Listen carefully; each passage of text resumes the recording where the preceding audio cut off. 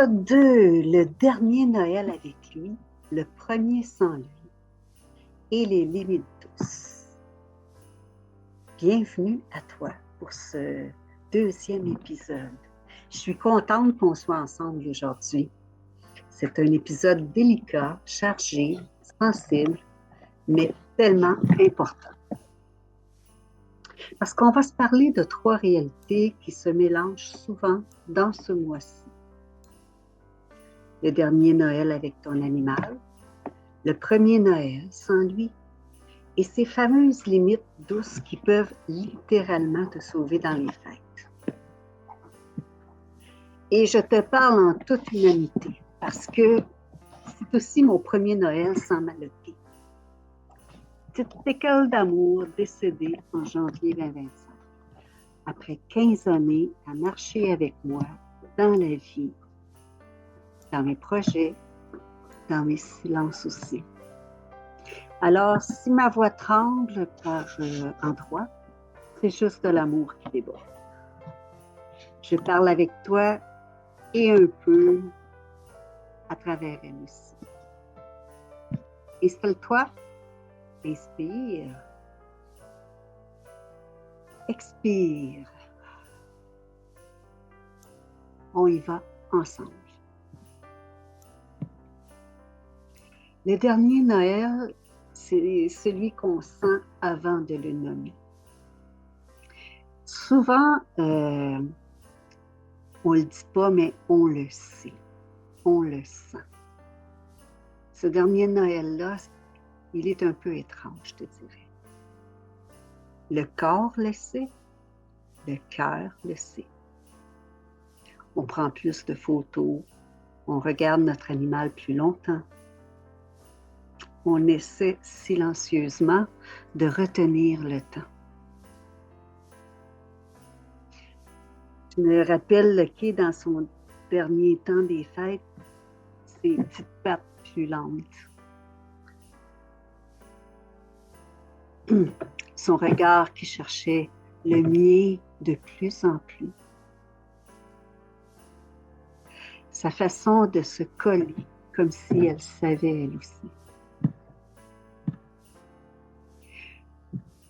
Peut-être que toi aussi, tu as un souvenir qui revient, un geste, un regard, une habitude. Quel souvenir doux du dernier Noël avec ton animal revient spontanément en toi? Rapide comme ça. Garde-le près de ton cœur. Ce n'est pas une blessure, c'est un trésor.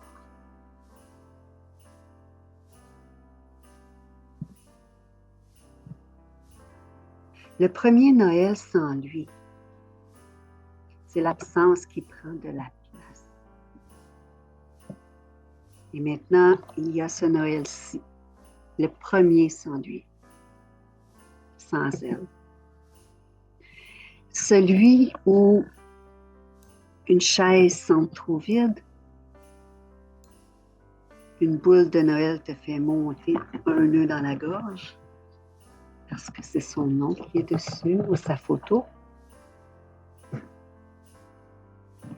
Un silence qui prend la forme exacte de ton animal.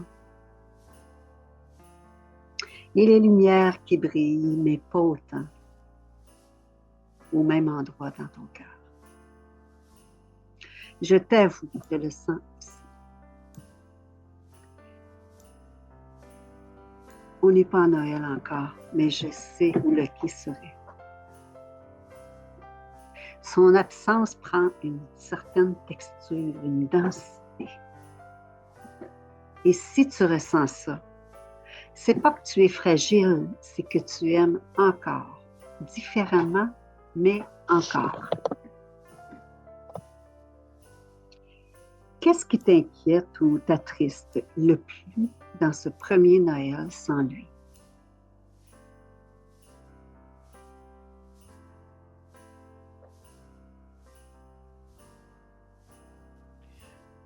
Pourquoi c'est si difficile de mettre des limites? Alors là, on touche quelque chose de sensible. Mettre une limite douce, ça réveille souvent la peur de décevoir, la peur d'être vu comme trop sensible, la peur d'être un fardeau, la peur de déranger, la peur d'être soi, tout simplement. Et pourtant, ton cœur est déjà chargé, plein. Tu n'as pas apporté plus que ce que tu peux. Mettre une limite, c'est pas dire non aux autres, c'est dire oui à toi, à soi. C'est te choisir sans t'excuser.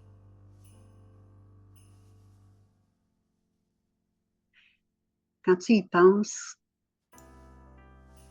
qu'est-ce que j'ai besoin de protéger en moi cette année? Prends le temps d'y penser. Selon les invitations ou pas d'invitation, selon ta réalité. Qu'est-ce que j'ai besoin de protéger en moi cette année?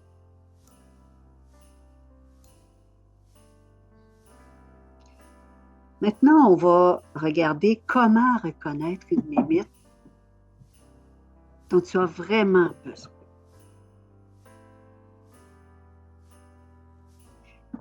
Selon moi, il y a 3 signes très clairs, mais tout comme toi, qu'on préfère ignorer. Je suis comme toi, mais ton corps parle. Ça, c'est le numéro 1. On sent un poids dans la poitrine, une tension dans le corps. On soupire. Ça, c'est un message. C'est pas un caprice. Le deuxième, le petit non, N-O-N, intérieur. Celui qui est discret, mais qui dit pourtant ta vérité. En fait, qui dit ce qui est juste pour toi. Le troisième, qui dit que tu aurais peut-être besoin de mettre une limite, c'est je vais le faire, mais ça me coûte cher, ça me coûte de l'énergie. Et dans le deuil, ce coût devient trop cher, trop vite, trop.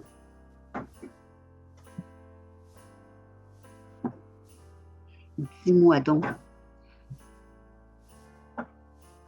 En fait, pense, quelle situation des fêtes te pèse le plus présentement?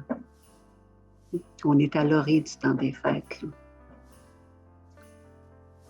Et qu'est-ce que tu aimerais alléger ou changer? Peut-être que tu as déjà eu des invitations, peut-être qu'il y a des choses que tu te dis, moi, pendant le temps des fêtes, je vais prendre soin de moi. Et quand tu as eu ces invitations-là, tu as ressenti un de ces 3 signes que je viens de te parler. Ton corps qui parle, le petit non intérieur. Je vais le faire, mais hein, dès que le mais est là, c'est que ça me tente moins. Et maintenant, on va voir comment dire, comment partager une limite douce sans te sentir mal, sans vivre de la culpabilité non plus. C'est des phrases toutes simples là, que je me suis dit, sont déjà toutes chiquées, comme on dit au Québec, sont déjà toutes préparées, planifiées. Tu les apprends par cœur, mais non, c'est pas vrai. Désolée si tu entends, le quick, c'est mon chien. Ces phrases-là sont prêtes à l'emploi. Tu peux les copier-coller dans ta bouche quand nécessaire. pour refuser une invitation. La phrase est « Merci pour l'invitation. Cette année, j'ai besoin de quelque chose de plus calme. »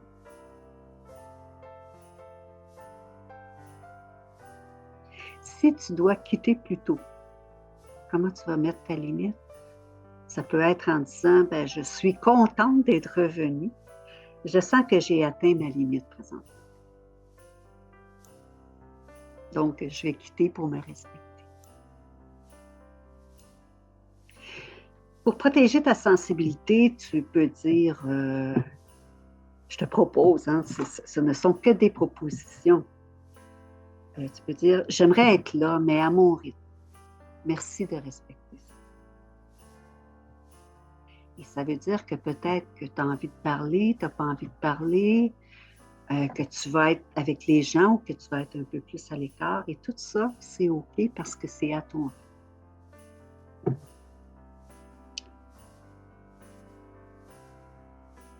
Et pour mettre une limite douce, pour parler de ton animal, si quelqu'un dit quelque chose, dans le sens de « pas encore, tu n'es pas encore passé au travers de ce deuil-là, voyons donc. C'était juste un animal, c'était juste un chien, c'était juste un chat. » Mais la phrase passe partout. Ça pourrait être c'était un membre important de ma famille. C'était mon meilleur ami, c'était ma meilleure amie. Merci de respecter ce que je vis.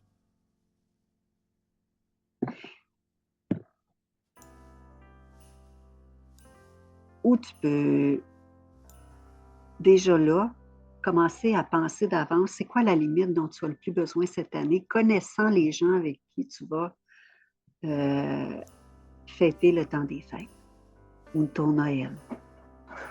Donc, tu peux inscrire une phrase quelque part, puis en la voyant souvent, ça va entrer un peu dans ta tête et dans ta bouche.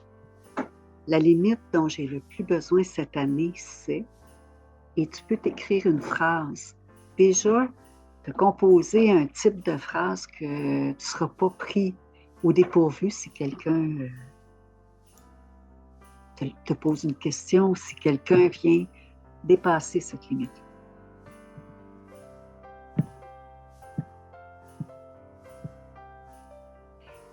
Et se faire respecter sans s'effacer, c'est possible. Une limite douce n'a pas besoin que les autres soient d'accord. On est d'accord, toi et moi, n'est-ce pas? Elle a besoin que toi, tu y tiennes. Et je te le dis avec tendresse et réalisme. Souvent, les gens respectent bien plus qu'on pense, les gens qui se respectent. Mais on doit leur montrer comment nous respecter. Je vais te lire, te lire parce que j'ai écrit mon script. Souvent, les gens respectent bien plus qu'on pense les gens qui mettent leurs limites. Mais pour ça, on doit leur montrer comment nous respecter. Et comment pourrais-tu te respecter davantage cette année?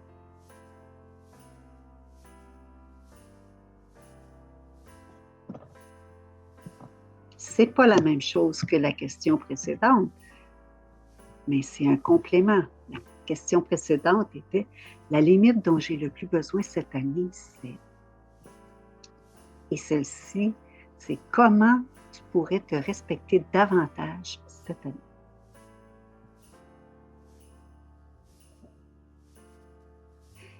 Maintenant, je t'invite à fermer doucement les yeux, si c'est possible. On oublie ça si tu es en voiture ou si tu es en train de marcher ou tu fais une activité où tu dois avoir les yeux ouverts. On s'entend. Donc, si tu peux, je t'invite à fermer les yeux, à mettre une main sur ton cœur. Inspire. Expire. Laisse maintenant entrer ces mots, s'ils te font du bien. Tu as le droit d'être douce avec toi. Tu as le droit de dire non. Tu as le droit de dire oui différemment. Tu as le droit de choisir ce qui apaise ton cœur. Tu traverses quelque chose de grand. Et tu fais déjà tellement bien ça. Bravo à toi.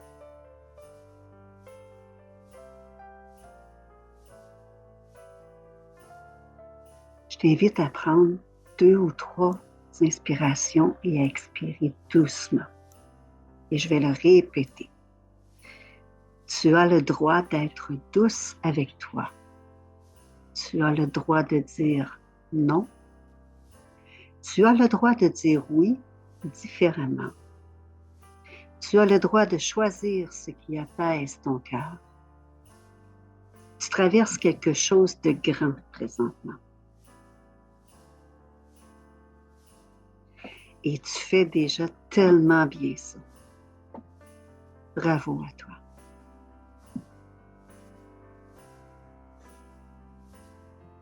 Cette capsule ajoute une nouvelle pièce à ton kit de survie du temps des fêtes.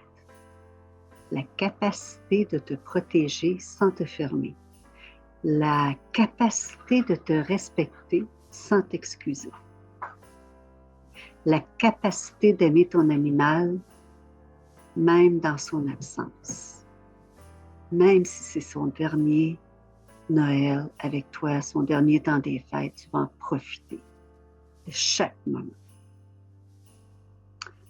Dans le prochain épisode, on ira ensemble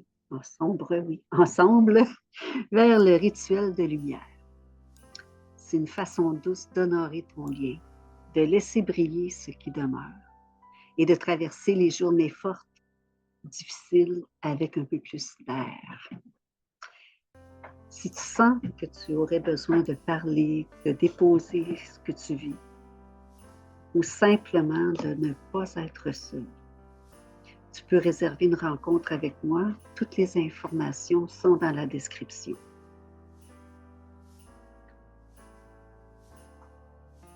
Merci d'être là. Merci de te choisir. Merci d'honorer ton lien. On se retrouve très bientôt. Au revoir. Je suis Lynne Pion, alias Madame Deuil.